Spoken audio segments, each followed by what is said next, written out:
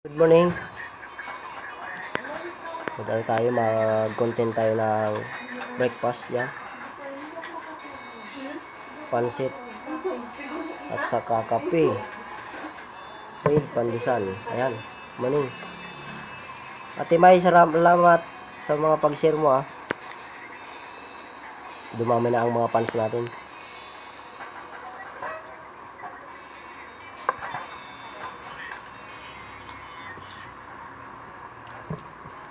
Ay, friendship, yung utang mo sa akin, Gcash mo na lang.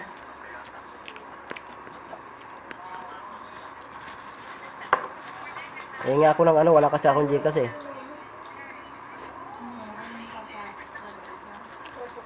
Hingi ako ng Gcash sa tindahan.